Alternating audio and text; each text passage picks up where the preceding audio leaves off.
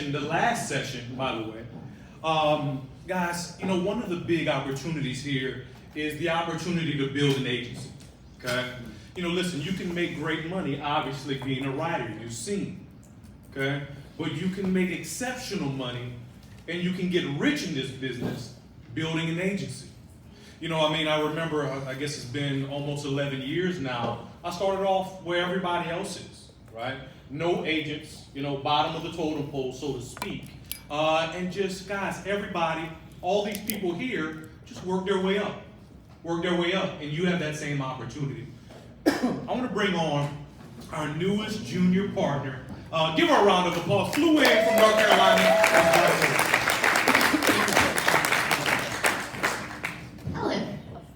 Hello, guys. Hello again. Really quick, Brian, before I start, I just want to take a minute and I want to honor your leader, Brian Celestine. I listened to him in many meetings. He fights for you guys. He's always learning for you guys. He leads from the front. And you guys have an amazing, awesome leader. The facility today is beautiful. The food has been great. I am so proud to be at the round table, not only with all the other partners, but my favorite partner, Brian Celestine. Guys, give it up for your leader.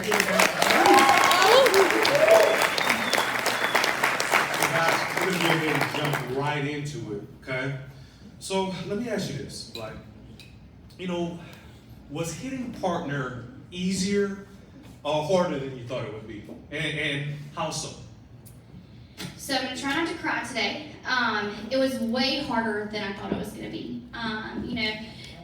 The partners, you guys make it look easy. So easy. But Dusty told me it was going to be hard. Keith told me it would be hard. Many people told me it would be hard. But I actually don't think they told me how hard it would really be. Becoming a partner at NASB is going to cost you a lot. It's going to cost you time. It's going to cost you money. It's going to cost you relationships. It's going to cost you freedom at times. And, sometimes we can get caught up on that because a lot of us came here for freedom. But if you're serious about getting to partner, it's going to cost you. You're going to lose some. You're going to win some. You're going to have some highs. You're going to have some lows.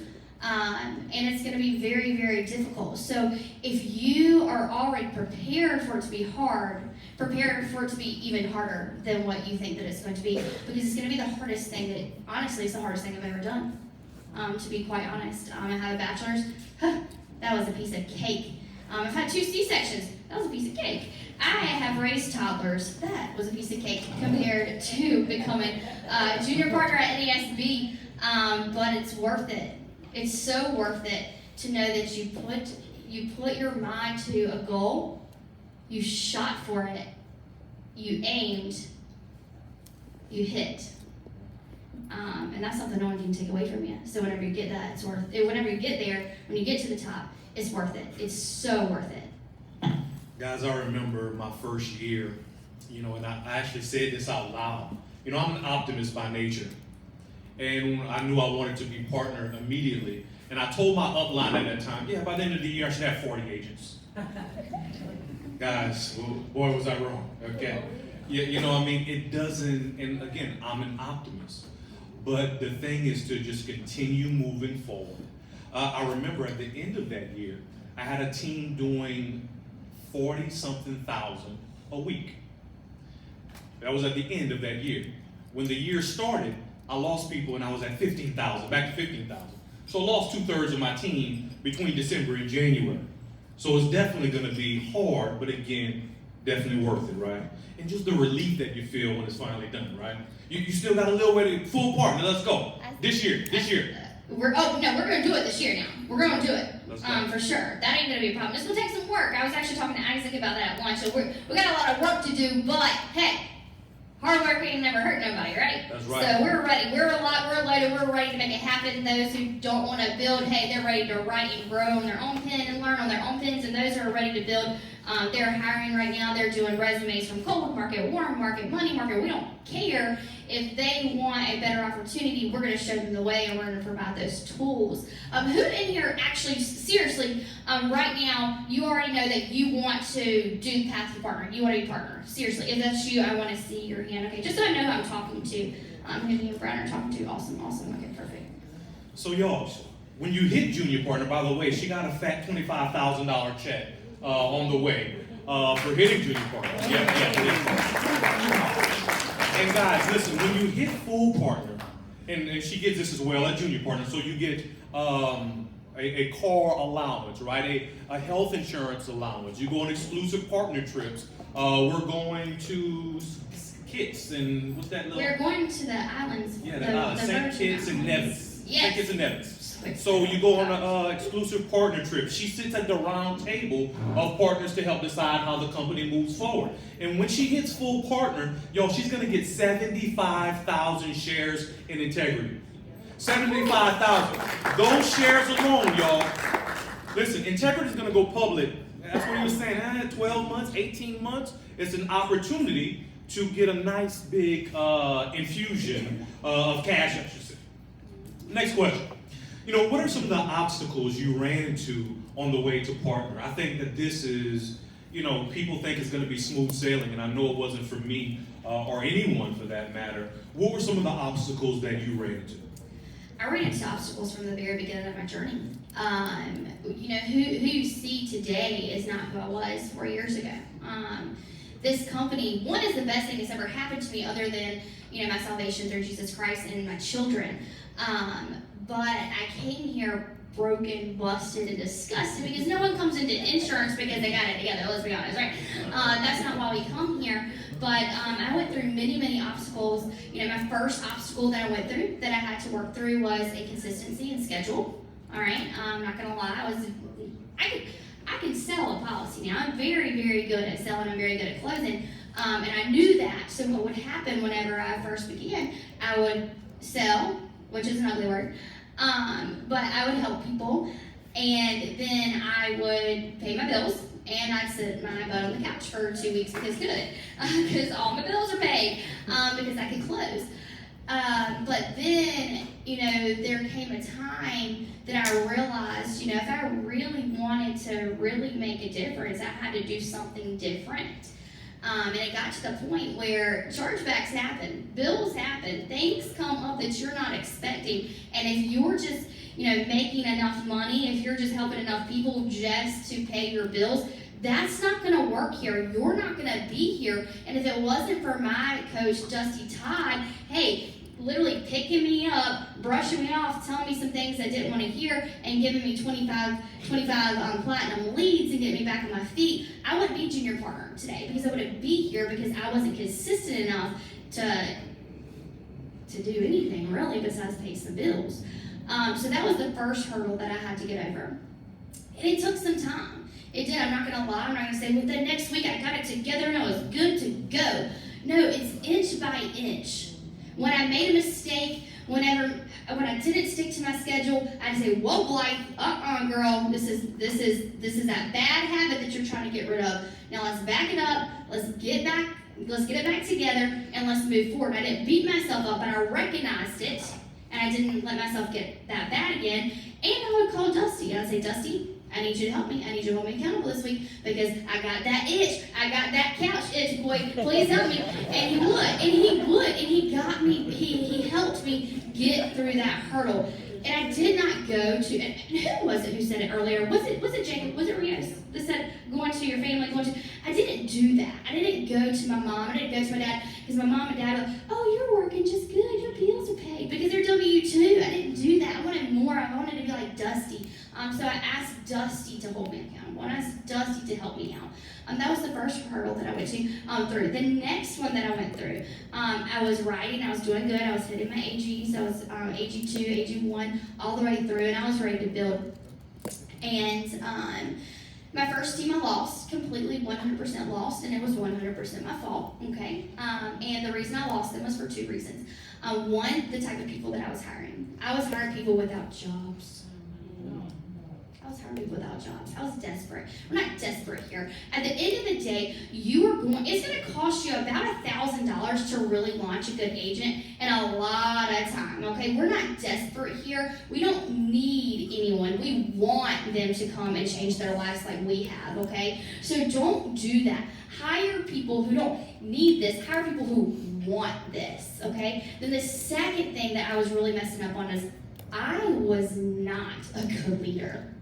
I was making bad leadership decisions. I was being selfish. I was still hanging out with friends that I shouldn't have been outside of work, just being honest, who are at the bar all the time. Don't get me wrong, like the bar. But hey, that's Southern people. We like our wine and we like our Jesus, okay? I still like my wine, don't get me wrong. But I was at the bar on a Tuesday. Who's at the bar on a Tuesday? How ridiculous, just crap decisions as a leader, not answering my phone, just not really help. When they came to me for help, well, I don't know, just go to the next one. Okay, sometimes that's the answer, but that's not always the answer, okay? Let's be honest. I wasn't getting there, elbows deep, really helping them and maturing them. I was very selfish. So that's one hurdle that I had to get over, and actually how I got over it was, like I said, thank you, Dusty. He sat me down, he said, Blythe, you gotta clean it up. I said, huh? He said, you gotta clean it up. You gotta stop the bar every night. You gotta stop hanging out with the people that you're hanging out with. You gotta start caring about your people, because you've already lost everybody but one person who's still with me to this day, Cody Warner. Oh my God, we both. He was a project, so was I. We projected up all the way to the top. Okay, but anyways, because I lost everybody, he was like, this is going to continue to happen to you. And Dusty saw the potential in me. He knew what I could do. I didn't see what he saw me yet, but I did one thing right. I listened to what he said. I didn't question him. It was tough to hear. In fact, I cried during that conversation because it wasn't the nicest conversation. He said it with grace, but it's just not what you want to hear. But I still did what he said to the very, very T, because at the end of the day, I knew that what was best for him was best for me. What was best for me was best for him. He had a vested interest in me. At the end of the day, your coach does, all right? And then second of all, I knew I didn't want to be like, and I'm just going to say, I didn't want to be like Lauren at the bar, anyone who's recording this, but I didn't want to be like her. I wanted to be like Dusty. And so I just did what he said, and I stopped doing those, crappy leadership things. I stopped doing the, W-2 things, living for the weekend, and I matured as a leader. And then, of course, the obstacle, the painful one, as a leader, anyone who is building this here, who are building, you lose people. People are going to go. They're going to come. They're going to go. And at NASB, we are family. So we treat our reps, we treat our downline, upline, crossline, everyone like family. And when they leave, it hurts. And it hurts really bad. But just because they didn't make it, just because they didn't want it, just because you messed up, because sometimes you lose people because you messed up, your own self. And that's okay. You can't stop because somebody else is going to want it. Somebody else is going to do it, and you're going to learn from this mistake that you made with the other person, and you're not going to do it again, and you're going to be able to change someone's life. But when they leave, you have to know it's okay. It's okay. Be happy for them, wish nothing but success for them, and just keep on keeping on. You always have to hire. You never, ever, ever stop hiring. And I think, those are some of the obstacles that I really, really had to get through in order to make it here today. And then the emotions, women. Some men have to, but this is mostly for our women, okay? I'm already crying talking about emotions.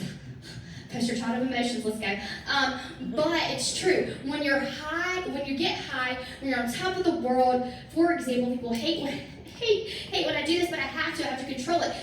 Isaac comes over, Blythe, how excited are you? Super excited, but we got a lot to work on, because I can't go too high. I can't allow myself, especially as a woman, because I'll get on my high horse, prance around here like everything's all good and my crap don't stink, which it does, and that I got it all together, which I don't, but I will, and then I'll get on my high horse and I'll forget my assignment. I'll forget what God placed me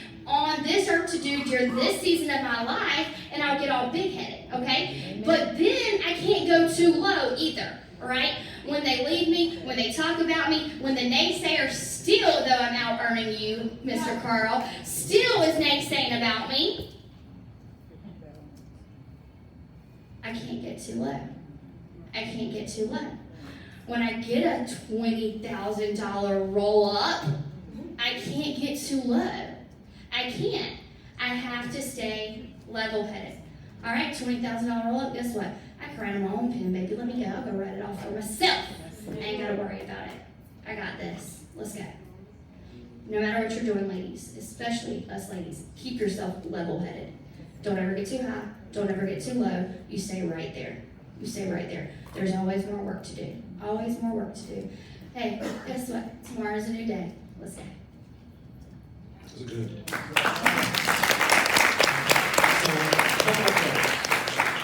So write these down, y'all. These are imperative. She said she wasn't the best leader. I can tell you for sure when I started, I was a leader, but I wasn't a good leader. Okay? Extremely aggressive, didn't know how to deal with people, right? And that's okay. I still build, but you have to be self-aware. Listen, none of us are perfect, but you have to understand what flaws you have, and then you have to work on getting better. It doesn't happen the next week. Now I'm just, I know how to deal with people. It's a year-long process. And guess what? I'm still growing now. I want to be, if I'm the same leader I am 5 years from now that I am today, I will consider that a failure. I don't want to be the same guy I am today. So you have to be willing to grow. Here's a second point. Your leader, if they are a leader, will have uncomfortable conversations with you. They will not always be, "You're doing great. Keep it up." Sometimes they're going to have to say, "Listen, this is what needs correction. You need to do this better." And you can have two ways of taking that. They're criticizing me. Woe is me. Or you can say, "You know what? Maybe they have a point. Maybe I need to work on that." And start to work on that. That's important. And then final thing on what she said, guys, stopping. Starting and stopping. That is a cardinal sin in building. You got to continuously, I always use the example, building is like running on a treadmill. If you have a treadmill on an incline, because that's what you're on, that's what building is, a treadmill on an incline. You got that thing going. And if you say, "You know what, let me take a break," how does a break stopping on a treadmill work out? You will fall and you'll bust your tail. You got to continuously move on a treadmill if you want to stay in place. If you want to move forward, then you got to run. So if you want to grow, you got to run to be able to get to junior partner. You got to run to be able to get there. You can't walk, because walking you stay still. Stopping, there is no stopping. You're going backwards. So remember that even though you lose some people, you're going to lose people. It's going to happen. It doesn't matter. You keep going, no matter what. Next point. And you already hit on that. So let's go to the, how did you maintain your focus for 4 years? I see people, they'll build for a year. Something happens, roll up, lose people. Then you know what, I don't know if I want to do that. Stop for 6 months, do. Then you know what, I do want to build. Start again. How did you maintain your focus for 4 years of building?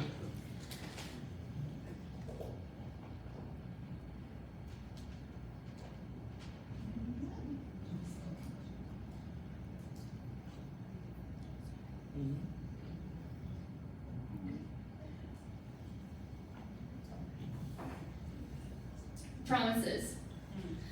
Promises to myself that I was going to finish something, I was going to complete it. I hadn't finished anything since college. I had something to prove to myself. Promises to my child.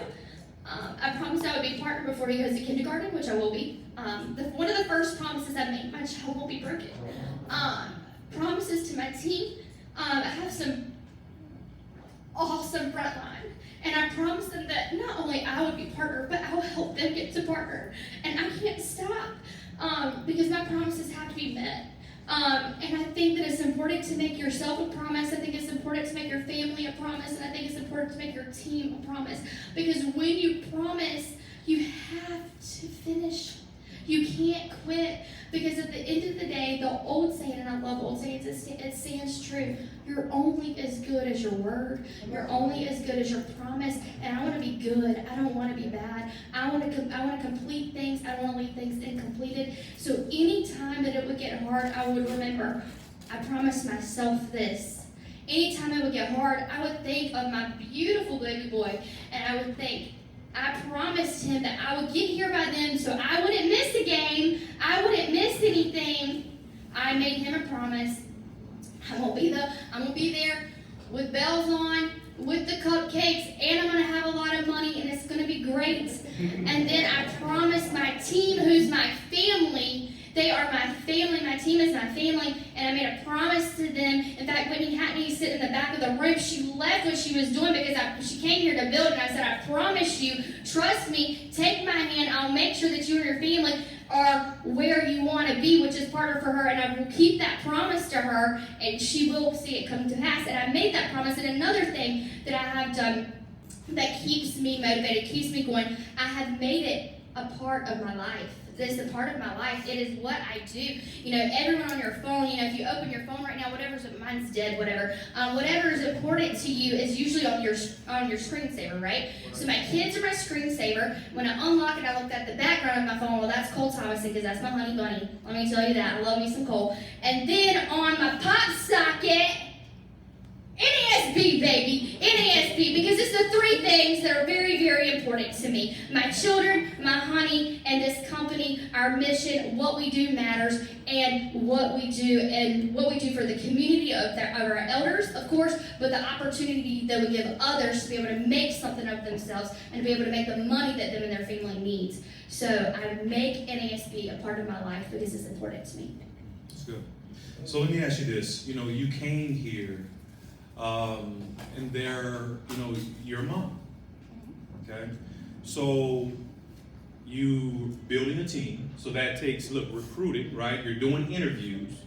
Then on top of that, you got to train these people. We don't just hire people here, right? This isn't, you know, some of those other companies where we just say, come on board, let's recruit. No, we train too.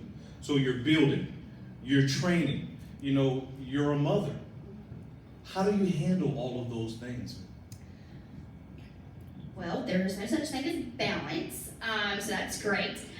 So what I do is a priority list. You know, what's the most important, what has to be done. I always make a list of priorities. Usually weekly is where it kind of goes first. Then right now you need to be doing it weekly. Then whenever things start to, you know, stretch towards RDP, you have to start doing it monthly. But I go, what is most important? Okay, is there anything because at the end of the day, my family, I mean, you can have all the money in the world, but if you lose your soul, you lose your family, what's it worth? So I look at the schedule first. All right, does Stryker have a baseball game, doctor's appointment, anything like that? Okay, that's going up there first. This cannot be missed. How do I work around training? Because training is the next thing that's most important. Why? Because they are here. And we have to make them money. And we have to help them make themselves money. And we have to train them. So next on the list is training. All right, how do I train them? Is there anything that I can move around? Is Stryker's doctor's appointment at 2 o'clock in the afternoon? Let me tell you this. No, it's not. No, it's not, because as an agent, I went ahead and made that schedule adjustment, and myself and my kids and even Cole's appointments are no time after 10 a.m. If they can't get us in before 10 a.m., they can move us to Friday. We can come in and see the doctor on Friday, but all of our appointments are 8, 9, or 10. If they can't get us in by 10, we can go till a Friday, okay, or until they can't get us in at 8, 9, or 10, all right? So it's very, very important. Anything outside, anything that you control outside, like you can control when your doctor's appointment says, you know, that is so annoying to me when people say, I can't control it. Yes, you can. How all these other W-2 people, employees, are having to control when they go to the doctor, you can too. The doctor knows that you got a schedule too, just like he or she does, all right? So control those doctor's appointments. Control, and I'm getting off a little bit of a tangent here, but control what you can control inside of your schedule. Be conscious to make those schedule controlling adjustments, okay? Then what you can't control, like I can't control whenever he, you know, Lex has, you know, something at school, or Stryker has a baseball game. I can't control. I'm sorry, my name's Blythe. Blythe and junior partner at NASB, and we just need you to move that until 6 o'clock. They don't care, okay? So I can't do that. That's something I can't control. So what I do, I work my schedule around that. And the next thing, okay, he has an appointment at 6 o'clock. He has a ball game at 6 o'clock. All right, this person needs to be trained, though. So me and them, we're going to start at 9, okay? We're going to start at 9, and we're going to hit it, and they need to pack their lunch because we ain't stopping, which I don't stop for lunch anyways, especially whenever I'm training, because they're only going to do half of what you do. Whoever said that is very true. So they meet me an hour early. All right, we're going 9 to 6 today because baby boy's got to go to a baseball game. We can't miss that. And I work my schedule around that. Does that make sense? Also, if you want to be where I'm at and you're a woman, you're going to have to realize there are some things. Maybe this is a better way to say it. Do you really want to be where I'm at? Because I don't tuck my babies in every night. I promise I won't miss a game or anything like that, but sometimes I don't tuck them in. So do you really want to be where I'm at? Because it's going to be a sacrifice. And you're going to have to be okay with that. So what's more important, missing the game, or what's he going to remember more? Does that make sense? He's going to want me at the game because, Mommy, did you see me? You're so proud of me. Versus, hey, Brittany, that's my nanny, can tuck him in, Or my mom can tuck him in, and that's okay. He won't remember that. I will. I'm the only one that's going to suffer with that memory, But whenever he goes to whatever college he wants to go to, and he has the braces on his teeth that he needs, and he has the cleats, and he's got the savings account, and, he has the dignity and the pride of his family, because everybody knows that's important, it's going to be worth it. He's not going to remember it. I'm only the one that's going to remember that, okay? But you have to be able, to make sacrifices, even as a mom. When you go to do partner, sometimes your mom card just has to go to the side.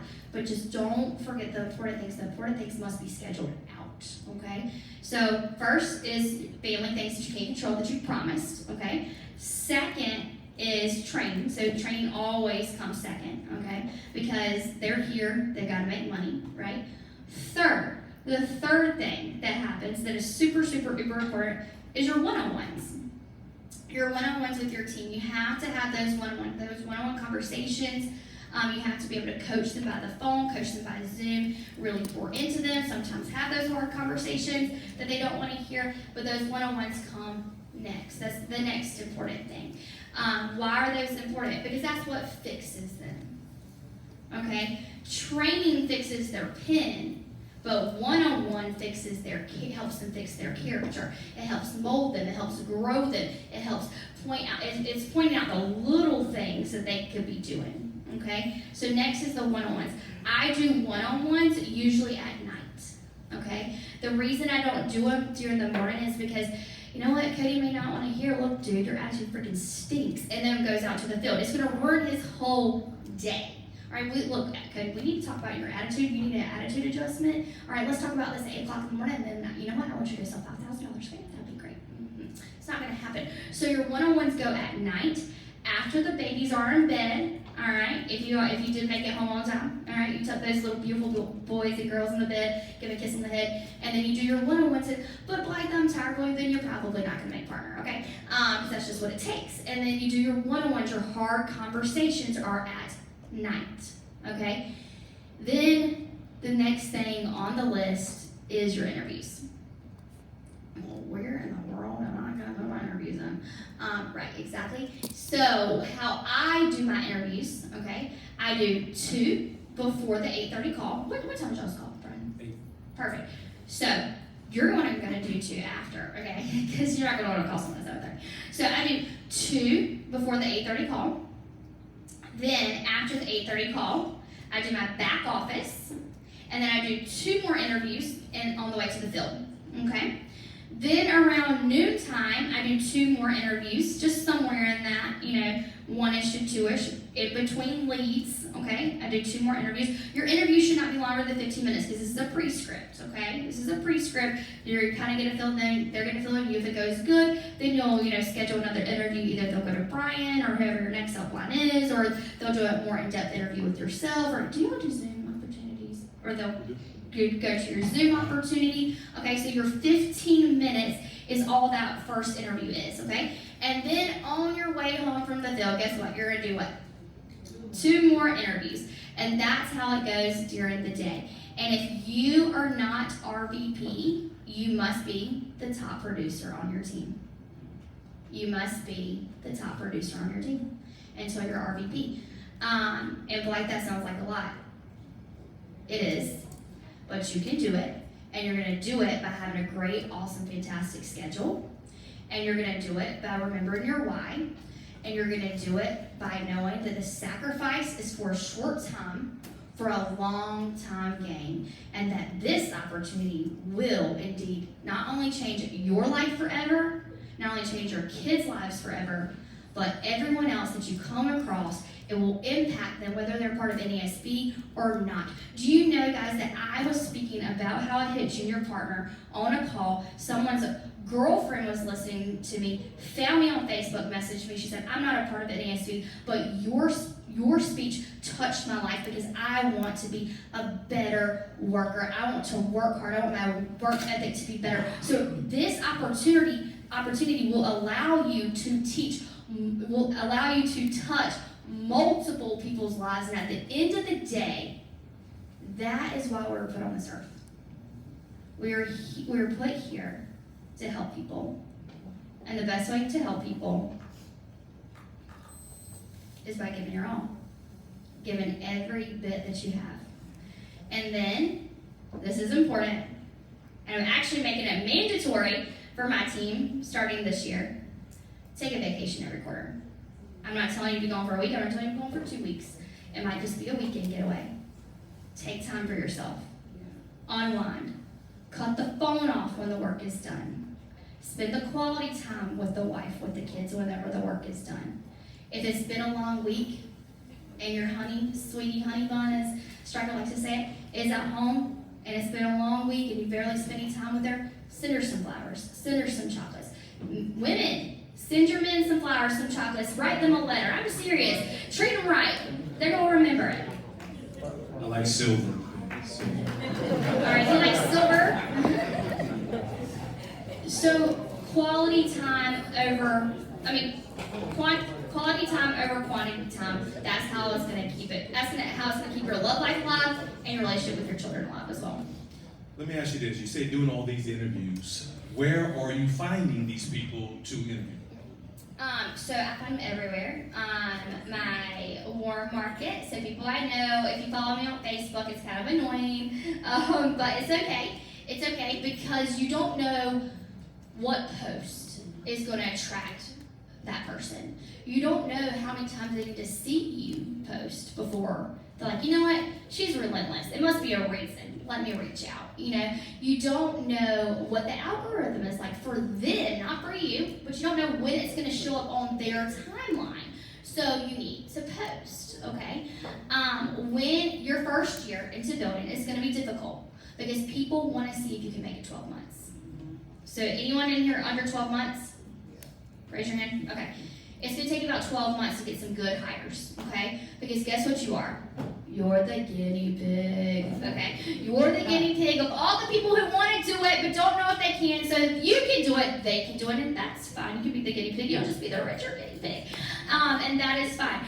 But be the guinea pig. So 12 months, your first 12 months, it's going to be difficult to get warm market. If you do, it may be kind of hit or miss, or right here and there. A lot of times people in their first 12 months say, my war market's dead. No, your war market's not dead. They're very alive. They're just watching you. All right, so there's a couple things you need to remember. One, don't go complaining to them when times are tough, because guess what? In 12 months, whenever you want to hire them, they're not going to be there. Why? Because you ran a big fat mouth, and now they're not interested because it's your problem, like Mr. Rico said every year, because of something you probably did. Okay? Let's be honest. So don't run your mouth to them. Run your mouth to your coach.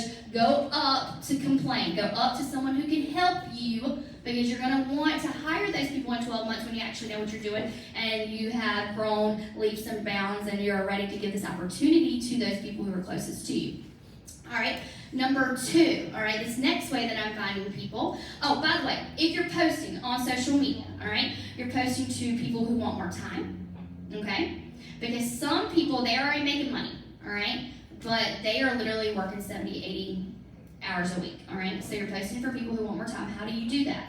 Well, when you do make it, I mean, well, when you do go to the doctor's office, even though we go before, 10 o'clock, that's fine. But you post, taking the baby to the doctor today. Why? Because they are not going to be able to even go at 10, okay? They're not going to be able to do that. When you go to the kids' baseball game, post it. Why? Because you know what? If they got a 9 to 5, they ain't making it at 6, honey. They are not making it across town at 6 o'clock. They're just not doing it. When you go on that vacation every 3 months that I'm telling you go on, even if it's for a weekend, post it. Why? Because they don't have money to do it every 3 months, and you do. And I don't mean that bad. Well, yeah, I guess they do. But guess what? They can't get off, okay? Especially on the crawl out, they can't get off, right? Their boss isn't going to let them go somewhere, okay? So go ahead and post it, because they want time, okay? The next people that you're posting to, people who just want money. I mean, they are just living paycheck to paycheck. And how do you do that? 2 ways. Your deposits. I know that sounds weird. So don't get over there and post your deposits. Well, that's how I got most of my team, okay? So post your deposits, okay? Or post nice things that you're getting yourself. Post your shopping trip. Post your watches. Post your shoes. Well, I don't have, $300, $500 pairs of shoes. I only have a pair of Johnson & Murphy's. Well, guess what? Half the people can't afford Johnson & Murphy, okay? I can promise you this. Everyone in this room, you're doing better than you think you are, okay? And you're doing better than a lot of other people are. So post those things. They're going to be interested, okay? Then you're going to post people who are just simply not happy in their job, okay? That means they just hate what they do. They hate their boss. They hate going in every day. If they have to look at Susie's face one more time, they're just going to throw up on themselves, all right? So post the fact that you love what you do. Post the fact that you love the people that you work with. Post the fact that you love NASB and its awesome culture. Whenever Brian throws things like this, post it. Do you know how many people sitting at their job right now would love to have a day to learn? Like, seriously. Because even people in W-2 want to learn more. Everyone wants to be educated. Everyone wants to grow. They would love the opportunity for their boss to say, hey, let's learn today. Let me spend money on you and put you in this awesome room and feed you lunch. And it never happens. Post it. Post to people who just want to find happiness. And then post for people who want to have purpose. Some people are sitting there and they're half dead and they're depressed and they have anxiety through the roof, and it's because they get up every day and they feel like they have nothing to look forward to. Could you imagine that? How long have you been here? Oh, I just started back full-time in April. Back full-time in April. So so before April, did you go back to your W-2? Is that what you did? Yeah. God, how depressing was that? Very. Right? How many times do you have to raise your hand to go to the bathroom? Just every day. Oh God, you could probably cry. I know, I could too. But seriously, think about that. It's just day in, day out doing the same thing. They're sad. They're sad. I would be sad too. This opportunity gives purpose because every day we truly help families who have zero clue what's going on with their life insurance, and at the end of that time with them that we spend with them, that hour to hour and a half, we've helped them, we've protected them, they have a smile on their face, you're hugging them, they're hugging you, you feel good about yourself, and then your coach calls you and says, oh my God, you've done such a good job today, I'm so proud of you, and they're proud of you, and you're proud of you, Ms. Johnson's proud of you, and you've done something worthwhile today. And that person, that W-2, wishes that they could. Then, of course, we also hire our money market. Money market. That's whenever you sit down and you just ask someone, your server, your bartender, anything like that, that's waiting on you doing a service. Hey, how long have you been here? 9 months? Okay. Now, is this your part-time job or a job on the side, or you're in school? Kind of talk to me about that.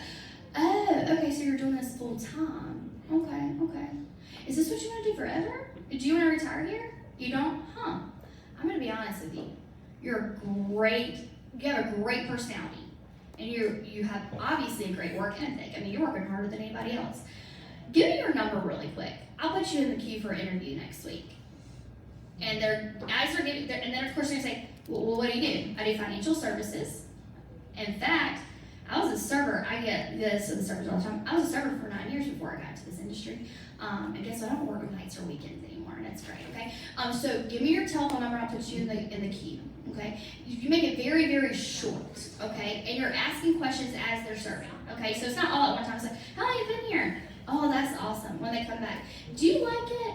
Are they good to you? They are. Okay. If this is what you want to do, this is what you retire, and you get their number. Don't ever give them yours because they're not going to call. They're going to lose it just like we lose everybody else's. Okay. They're going to lose it. You get their number. You put them in the queue. You have someone reach out to them. You reach out to them. You put them on the opportunity call. And then cold market. Cold market is Indeed, ZipRecruiter, all of those good things. And you're going to want to either do one or two things.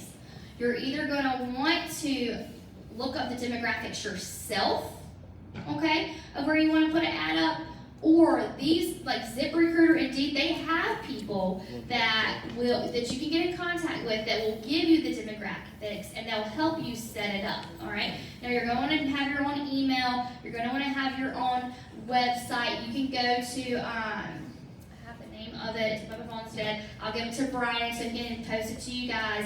Things like Big Daddy or something like that. Something Daddy. Go Daddy, and they'll give you all Big that Daddy's stuff. cool. Big Daddy, so go there, put up your interview stuff, and you call them, guys. Now, when you interview these people, you're not like, you just gotta come here, it's gonna make you a lot of money, and like what you're doing sucks, and this is just gonna be so much better. No, you literally interview them because you are interviewing them for real. Remember, you're gonna pay about $1,000 an agent to get them started, sometimes more, and you're gonna spend all that time training them. So interview them like a real job. Now, why did you send us your resume? Okay, why should I choose you to become a part of our team? All right, what's your biggest accomplishment? All right, what's your biggest weakness? Ask them those questions. Now, once you figured out that you like them, if you don't like them, say, okay, well, that's awesome, that's perfect. Look, we'll be giving you a call back. And they just never call back, okay? But if you're interested in them, that's when you tell what NASB is. And please, good Lord, don't sell it like an MLM, because it's not an MLM, and they probably aren't going to come in here, but you can build your own team and make $1 million and hit partner and get all the integrity stock. Don't do that. These are like, okay, too good to be true, and next for me. All right, don't do that. Simply explain what the people, the platform, and the products, okay? That's simply what you do, and then you pass them on to your coach or to the opportunity call. So guys, real quick, in the next, we got 4 questions, rapid fire, okay? So, you know, Gray Wolf, he may be in the restroom, but he's working. He's selling a policy in the restroom. God multitasks. But anyway, he was found on Indeed. Could you imagine on Indeed, and you set up an interview? Some people don't call these people. They don't call them. Why? Could you imagine missing Gray Wolf's interview? Someone from probably Indeed? did. Huh? Someone probably did. Somebody probably did. In this room, who knows?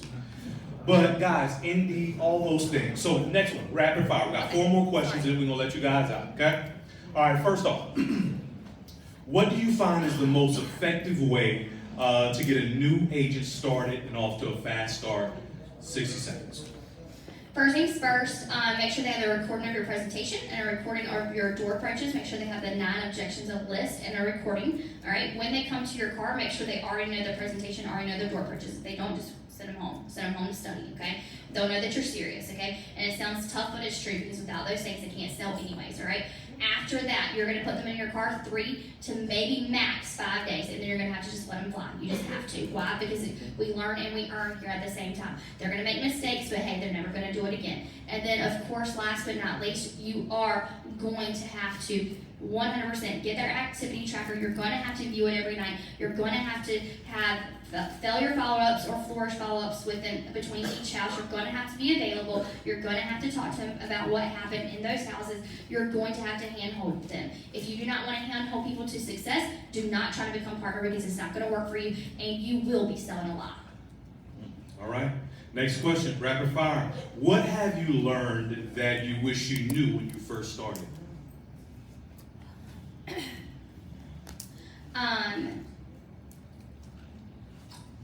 I wish that I knew.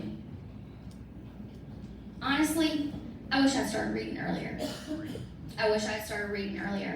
I think that I would already be partnered by now with my senior partner, and I'm not just saying that to my horn. I mean, I'm being serious. I have the work ethic, but leaders are readers. And at the end of the day, everyone in this room, you're a leader, whether you're a builder or not, because you're leading yourself.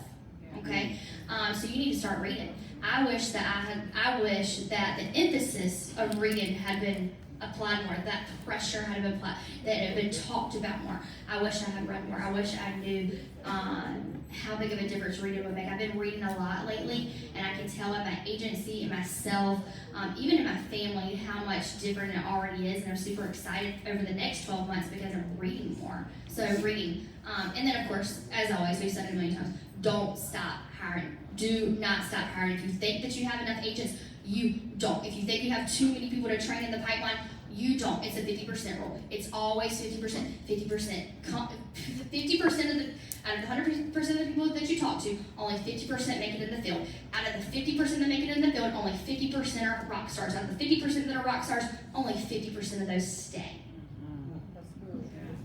Let's go. What advice would you give to a new builder? Well, I think it just did. I think you do. I think that covers it. Last question.